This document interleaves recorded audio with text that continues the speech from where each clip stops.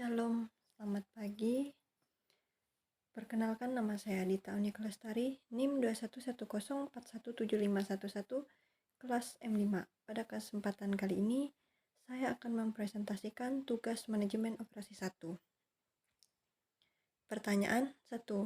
Jelaskan mengapa konsep penyesuaian massal atau mass customization dapat digunakan sebagai salah satu strategi dalam rantai pasokan. Karena rantai pasokan perusahaan harus mampu menangani prioritas kompetitif tertentu yang akan memenangkan pesanan dari pelanggan. Misalnya, bagaimana caranya agar pelanggan dapat tertarik untuk membeli produk kita. Seringkali pelanggan menginginkan lebih dari sekedar pilihan layanan atau produk standar. Mereka menginginkan layanan atau produk yang dipersonalisasi. Inilah yang disebut dengan customization atau penyesuaian massal atau personalisasi. 2. Terdapat 3 keunggulan kompetitif yang dimiliki oleh perusahaan apabila menerapkan strategi penyesuaian massal dalam aktivitas rantai pasokan mereka. Jelaskan keunggulan kompetitif tersebut. Strategi penyusunan massal memiliki 3 keunggulan kompetitif yang penting, yaitu 1. Mengelola hubungan pelanggan. Kustomisasi massal membutuhkan masukan yang rinci dari pelanggan agar layanan atau produk yang ideal dapat dihasilkan.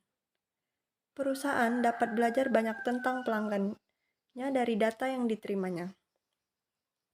Keunggulan kompetitif yang signifikan diwujudkan melalui hubungan pelanggan yang erat ini berdasarkan strategi kustomisasi massal. Contohnya toko bunga.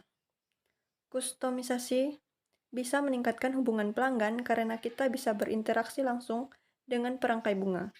Ketika kita berinteraksi dengan pelanggan bunga, disitulah terjadi hubungan antara penjual dan juga pembeli. 2. Menghilangkan persediaan barang jadi.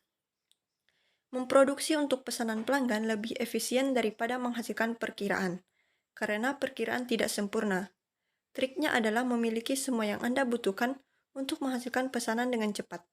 Dengan menggunakan promosi penjualan, perusahaan dapat melakukan beberapa kontrol atas persyaratan untuk persediaan komponen dengan mengarahkan pelanggan menjauh dari opsi yang habis untuk memilih opsi yang tersedia. Kemampuan ini menghilangkan tekanan dari rantai pasokan sekaligus menjaga kepuasan pelanggan. Penyediaan layanan juga memanfaatkan penyesuaian massal menjaga kepuasan untuk mengurangi tingkat inventaris. Mereka memiliki sistem perangkat lunak yang melacak preferensi pelanggan yang paling disukai konsumen hingga majalah yang mereka baca. Informasi ini memungkinkan perusahaan jasa untuk merencanakan dengan lebih akurat apa yang akan dikemas pada saat jasa yang mereka jual. Contohnya toko bunga. Toko bunga tidak perlu lagi bikin display atau bikin contoh bunga dan tidak perlu khawatir barang contoh tersebut tidak laku. Karena setiap pelanggan yang datang, mereka akan datang dengan konsepnya masing-masing atau dengan keinginannya masing-masing. 3. Meningkatkan nilai layanan atau produk yang dipersepsikan. Dengan kustomisasi massal, pelanggan dapat melakukannya sesuai keinginan mereka. Secara umum, kustomisasi massal seringkali memiliki nilai yang lebih tinggi di benak pelanggan daripada biaya produksi sebenarnya. Persepsi ini memungkinkan perusahaan untuk menetapkan harga yang memberikan margin yang bagus. Ketika barang tersebut di-custom atau dibuat sesuai keinginan pelanggan, ini nilainya akan lebih tinggi daripada barang tersebut, sesuai dengan template-nya atau sesuai dengan standarnya.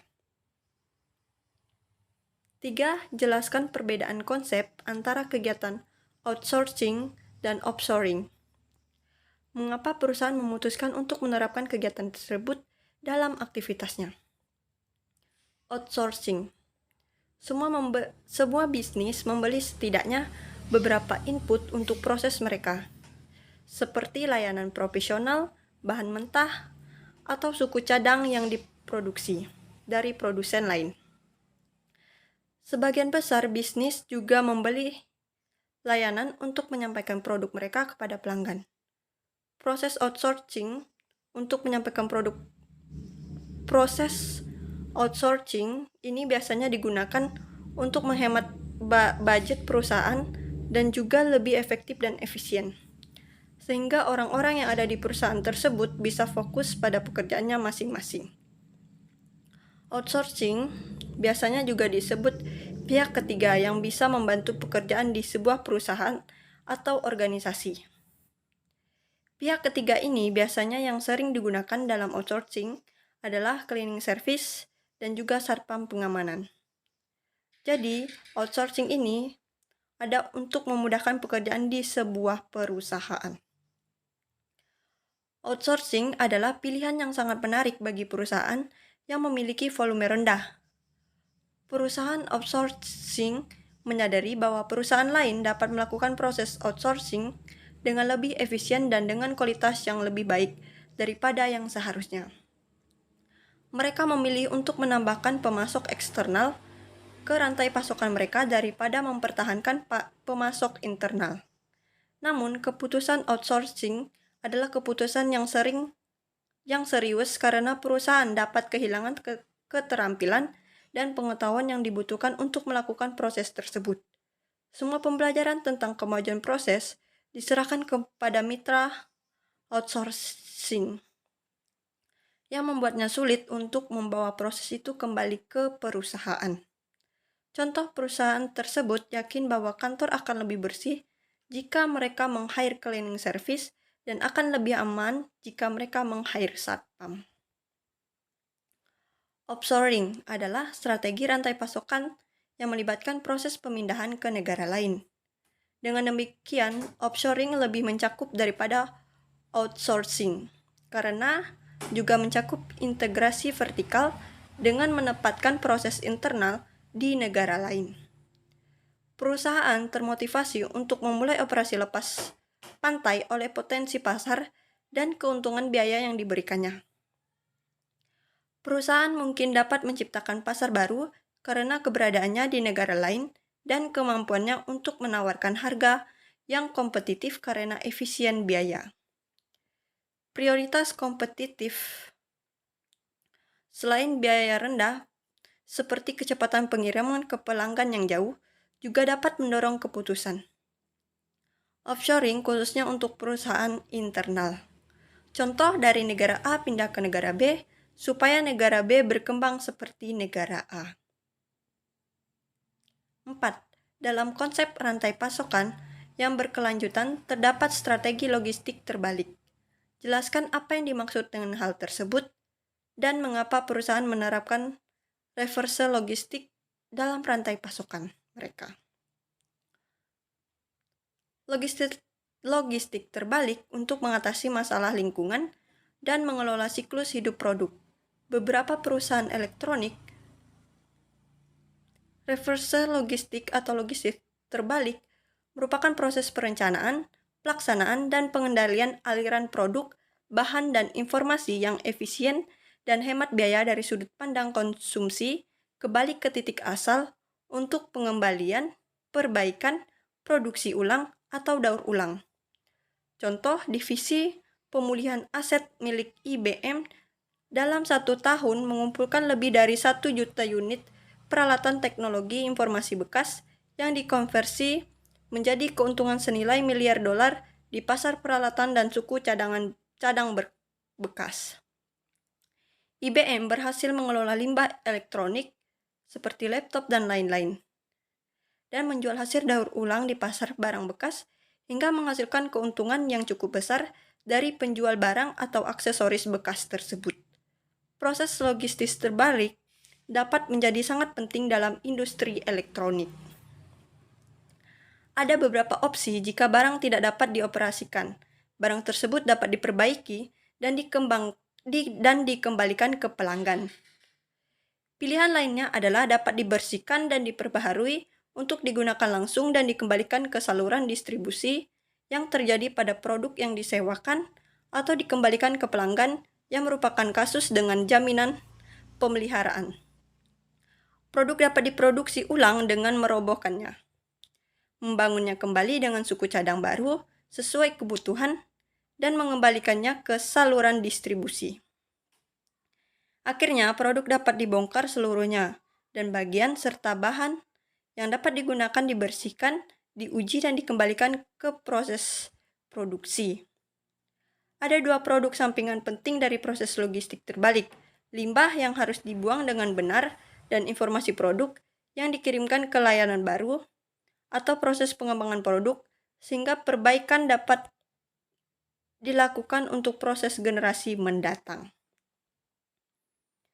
Beberapa perusahaan berpartisipasi dalam rantai pasokan terbalik dengan memiliki dan mengoperasikan proses seperti pembuatan ulang, daur ulang, atau perbaikan produk dan bahan bekas.